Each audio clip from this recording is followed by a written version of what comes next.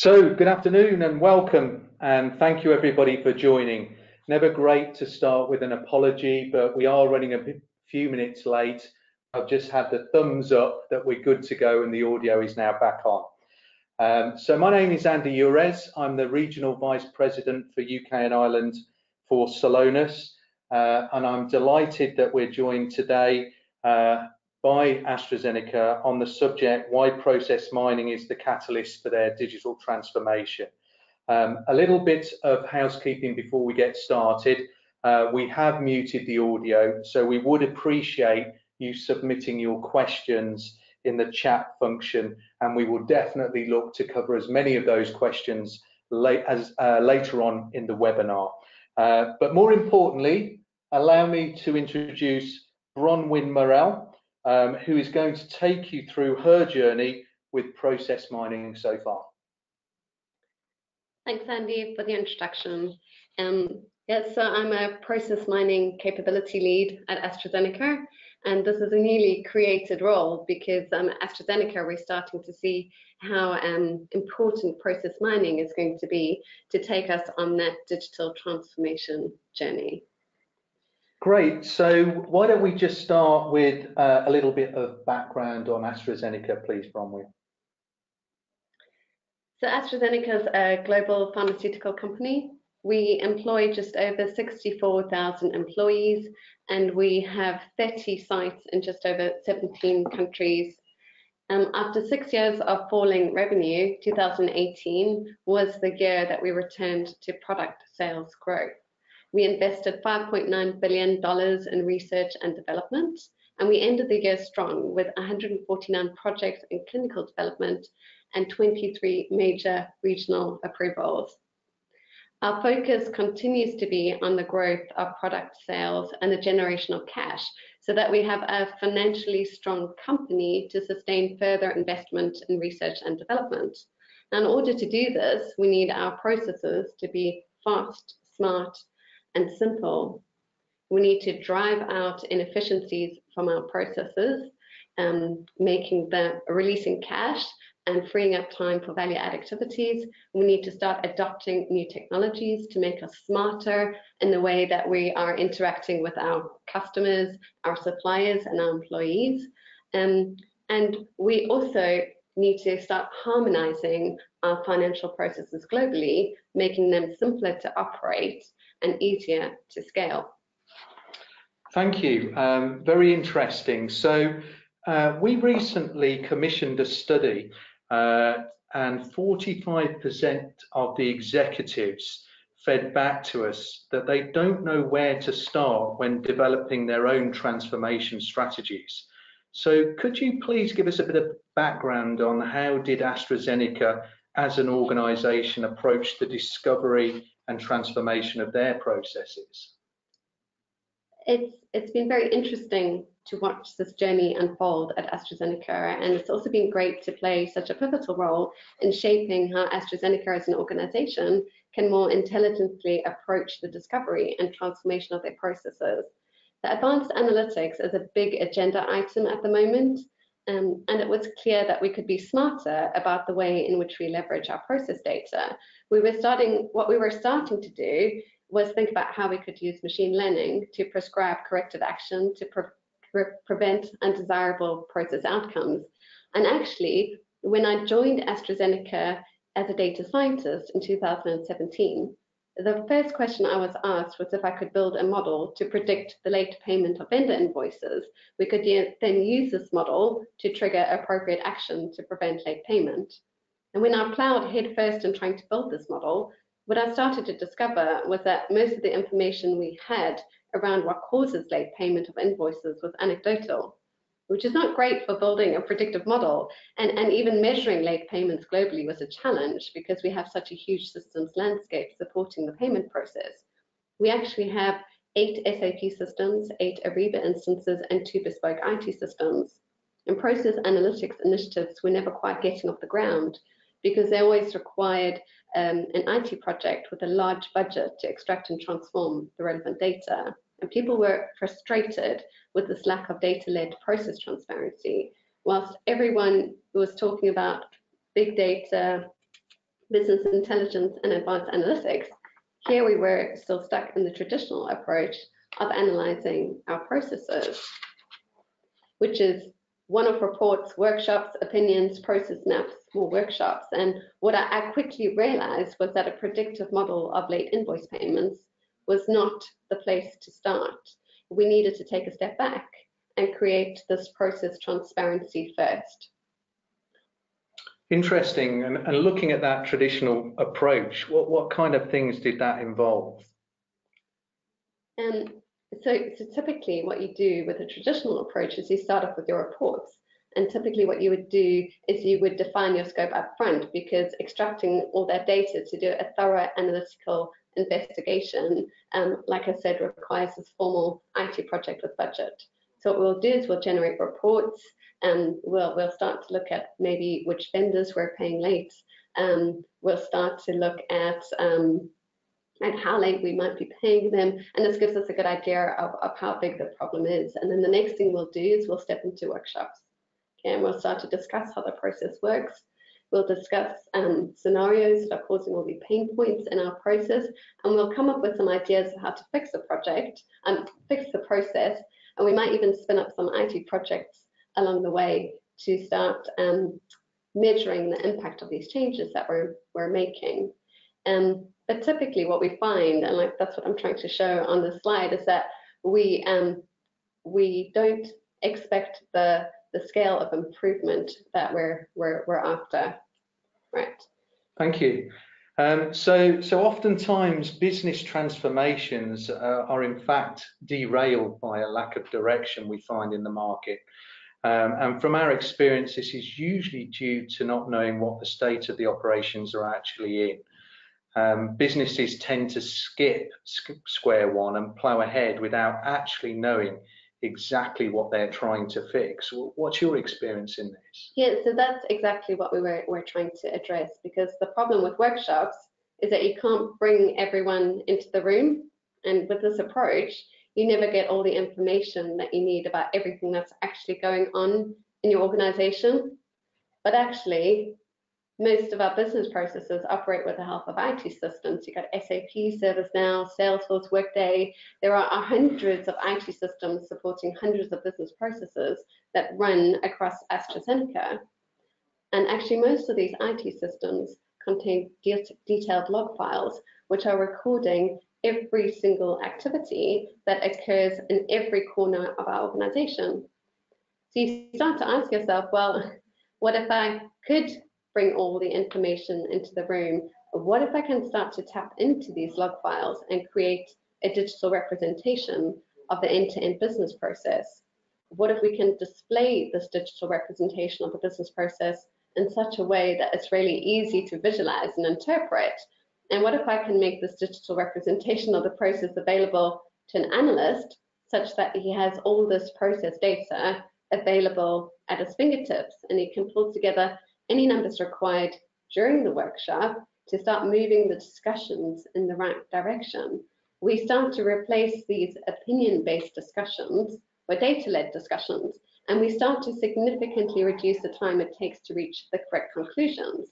We're becoming smart in the way that we're leveraging the vast quantities of process data that's generated every second of the day. So we move from this traditional workshop and opinion-based approach, where we never quite seeing the scale of improvement we're after, to this. And really, this is what process mining is all about. Fantastic. Thank you, Bronwyn. So how did you first hear about process mining? So I was given a demonstration of Celonis at the beginning of 2017, and I was very impressed with the package overall. So we did look at other process mining vendors, but where Celonis stands out is their support for the process mining ecosystem as a whole, because actually there are quite a lot of component parts that are required to get a process mining capability established. There's a data acquisition, there's a process mining algorithms, there's a way in which you analyze your process data, and there's also the presentation layer to start sharing your insights with a wider audience. And what we felt is that Celonis had a really good support for this ecosystem. as a whole. Also, Celonis has a large presence in the pharma industry, and this was very attractive for us since it creates opportunities to discuss potential use cases within the industry. So I decided to approach my key finance stakeholder at the time to ask if he would support a proof of concept with Celonis. And with advanced analytics playing a pivotal role in our digital transformation strategy, this was a quick sell.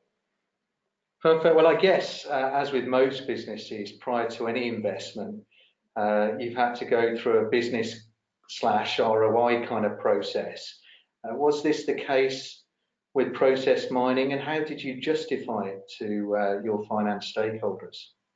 Yeah, so yes, of course, this was the case for us, and without the proof of concept, it would have been very difficult to build out this business case. So what we did was we spent a week with two of your colleagues from Celonis. We spent a week with them, and we did a proof of concept. So we did this in November 2017, and we chose to mine the contract to cash process. What we also did was we strategically chose 3 markets, each with very different operating models, and also with data that was sitting across 2 of our SAP systems.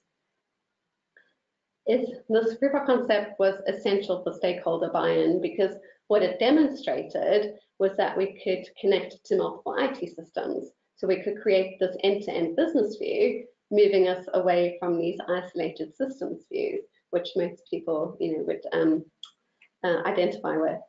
It also showed us how very quickly we could analyze 3 very different operating models without the need for any workshops. In that week that we were sitting with our data connected to Celonis, we could understand how each of those markets were operating. Right? We could just see that from the data alone. And so within 1 week, we had identified approximately $300,000 of both operational and working capital savings. And off the back of this, we were able to develop our business case to purchase and deploy Celonis across the key finance processes, contract to cash, and purchase to pay. And we presented this business case to our group CFO, and it was approved at the end of December 2017.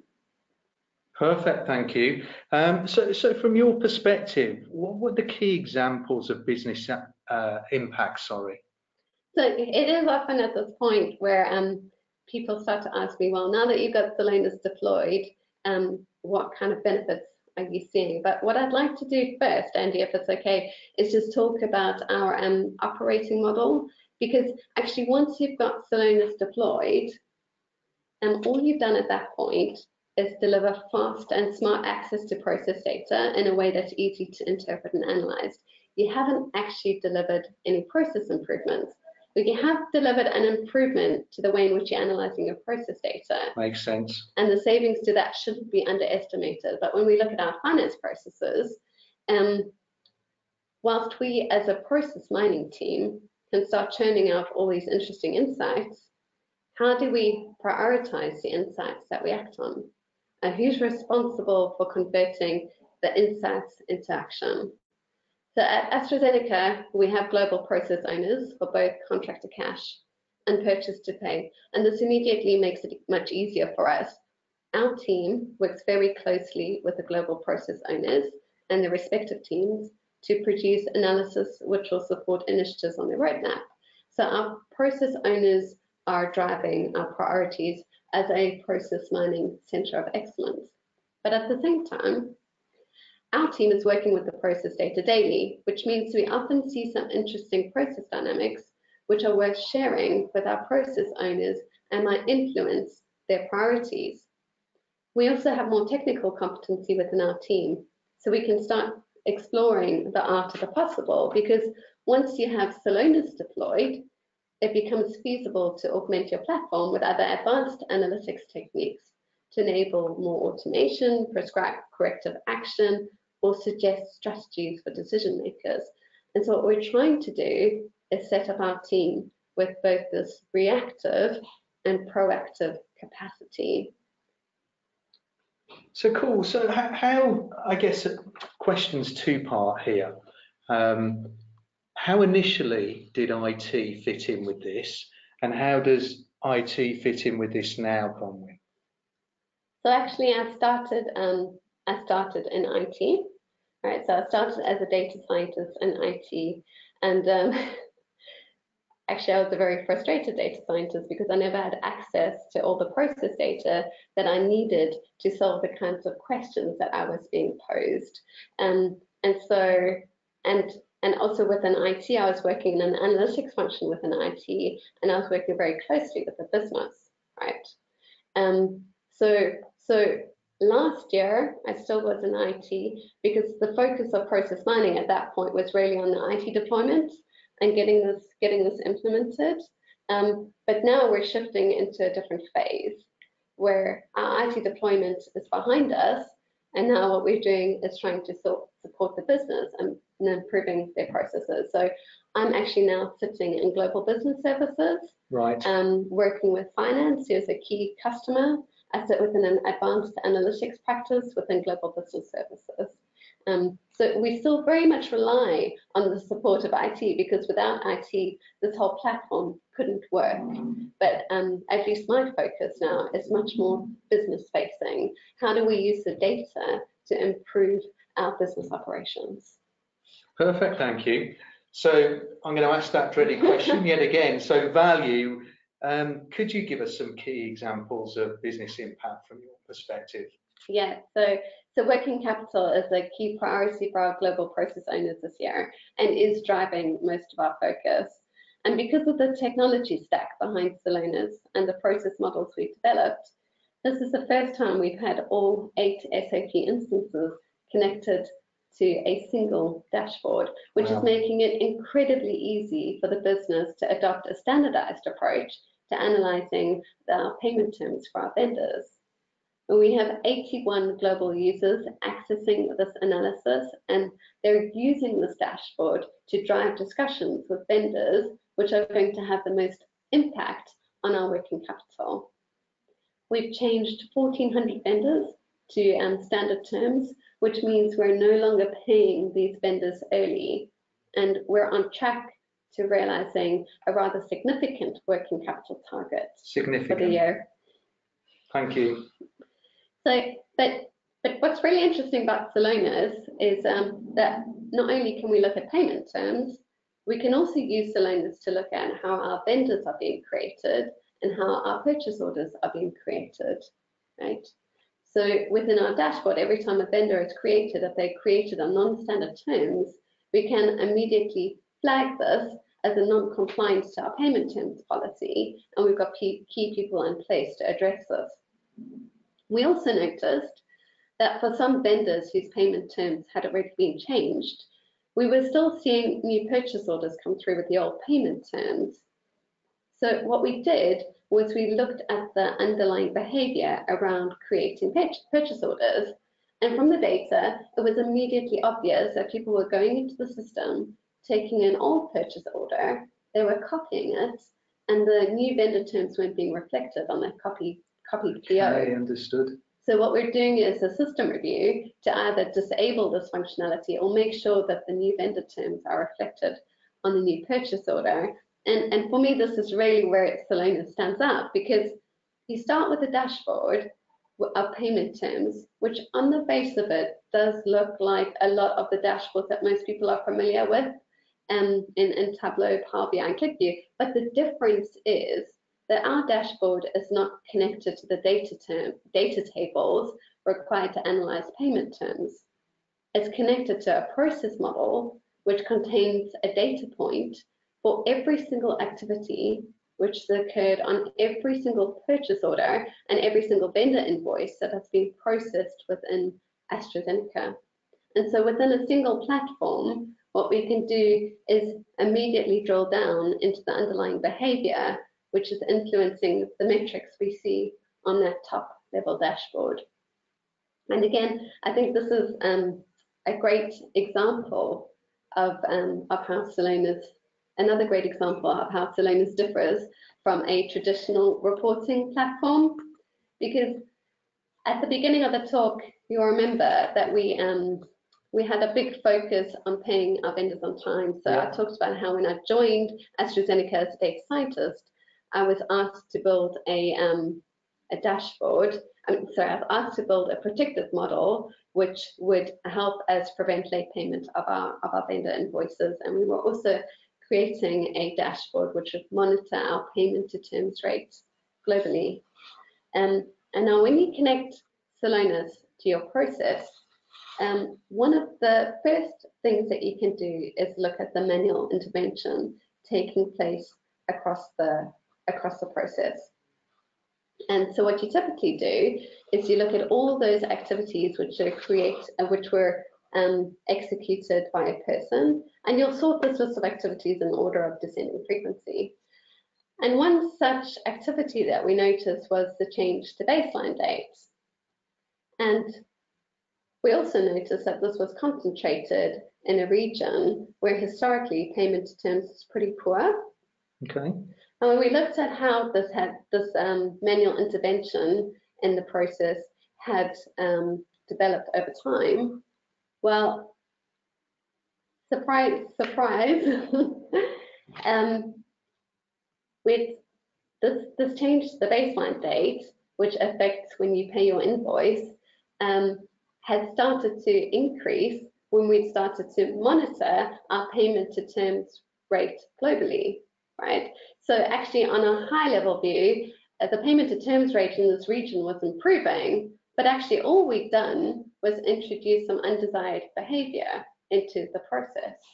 So you shouldn't be going in and changing the baseline date to make sure that you're paying your invoice on time. And as it transpires, when we investigated this, it was because most of these invoices were due on a weekend, right? And so what was happening was that the payment run wasn't picking these up on the Friday, and so that we weren't paying these invoices on time. So what we're starting to do is drive out this undesired behavior from our process and rather fix the underlying systems, which make sure that an invoice never falls, and the due date of an invoice never falls on the weekend. Makes a lot of sense actually, because you tend to think about manual intervention, RPA, but this is totally different. It's about altering the back office systems to improve and make that process more efficient. So from a looking ahead perspective, Bronwyn, obviously you've done some great work in the finance area. Where else are you looking to go with Celonis and process mining, please? Yes, so our focus is still very much finance at this stage, but there are opportunities that exist across the whole organization, because of course any business process supported by an IT system is potentially in scope. So we're talking to supply chain, we're also talking to our colleagues in HR about modeling our recruitment processes, and we're also working with our IT colleagues to see how we could support the consolidation of our vast SAP systems landscape. But, sorry, no, that's perfect. Thank you, Bronwyn. I'd like to say thank you for your time thus far and taking the time to talk us through your exciting journey with AstraZeneca. And clearly, we're very much looking forward to continuing this partnership with you. I'd like to turn to potentially a couple of questions if we have any at this stage. Yes, I can see one popping up immediately. We struggle to get the necessary exposure and focus in order to drive similar initiatives to AstraZeneca. Which department do you work in and who was your sponsor? Yes, so currently I'm based in our Global Business Services department, and as I mentioned, I'm based in our Advanced Analytics team. And finance is one of our customers, but like I mentioned, actually I was previously based in IT, which is where this initiative was born. So I think what you'll find is that there is a little bit of a combination of both IT and business that need to work together to drive this kind of initiative. But really our key sponsor was finance. And like I said, we're starting with our finance processes, order to cash, and purchase to pay.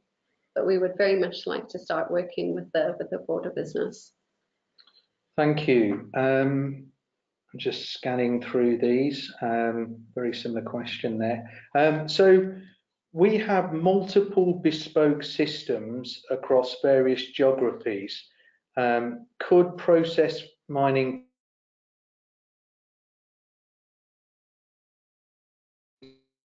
technology like Celonis work with us? Yes, we connected to 23 physical IT systems using a combination of 5 different technologies. So we've got a direct connection into SAP using SLT. We're also using API technology to pull data down from our cloud-based Ariba installation. And then we've also got a SharePoint system, which processes some of our non-purchase order-based invoices. And actually what we've got there are just some, we've got something generating CSV files, and we've got a simple Python script, uploading that into our database. So really you can connect to absolutely any type of system, as long as the data exists in a way that gives you that history of change, which has occurred across the process. You can connect to that system and immediately start to exploit it to drive business insights. Cool, thank you. So I'm looking at this question here. I'm going to paraphrase. So a lot of the activities that they've been focused on are very specific to parts of processes as I'm reading it. How did you look at an end-to-end process other than just this says accounts payable here? How do you look at a broader process across silos and different departments? Is that something you've experienced when working in the AstraZeneca environment? Yeah, well, I mean, finance. So finance is really broad, right? So when you look at the purchase to pay process, you're looking at those initial contracts that we established with vendors. You're also looking at master data management. You're then looking at the purchase order process, the procurement process, and then you're looking at the invoice process. So what you can do is really with process mining is you can choose any perspective that you'd like, right? So if you want to look at something from the perspective of a vendor, then we can see exactly how that vendor has been created on our system, how many times we're making changes to the master data on that vendor, and how we are interacting with that vendor, and how we're receiving invoices from them. So really what you can start to do is look at that end-to-end process, which is touching all of our departments which are dealing with vendors, which is both procurement and finance. Perfect. Risky one here. It just says lessons learned ? Probably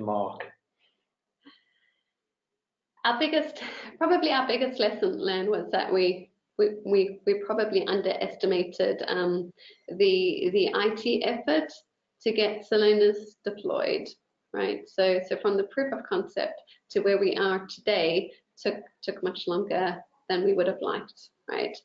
I know that Celonis has been actively working to overcome some of these IT challenges because they now have this intelligent business cloud, That's which right. I think it makes it a lot easier. And I almost wish that that had been available when we started. Well, we can take that offline, Bronwyn, obviously, no problem.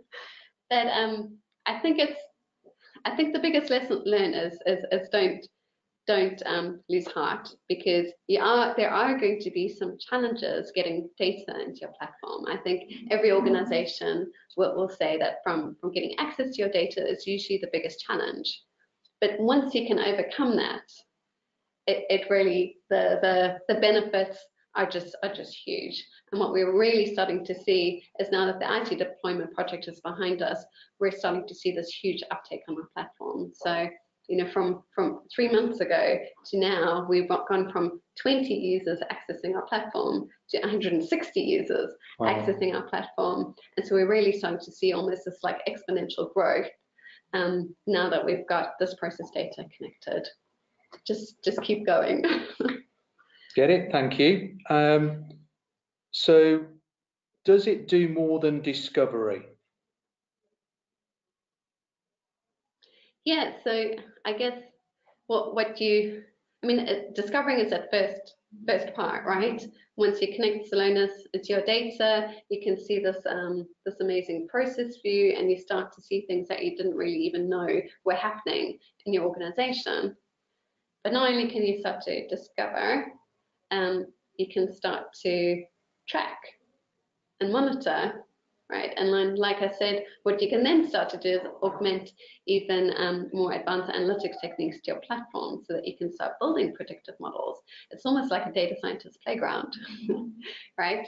You can start really doing clever stuff with your process data. So process discovery is that first part, right? But then past that, there's so much more that you can do with the platform. And are there any examples where, I know you touched on a few earlier, but driving change, clearly there's that discovery piece that this gentleman's alluding to, and then there's that monitoring capability, but what about the change?